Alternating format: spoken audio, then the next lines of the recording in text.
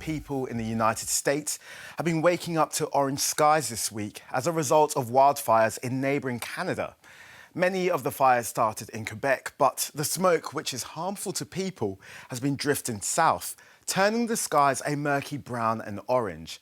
Now, the Canadian government says nearly 100 million people in the US and Canada are now experiencing very poor air quality. And public health officials have advised people to wear masks while outside and to avoid the smoke as much as possible.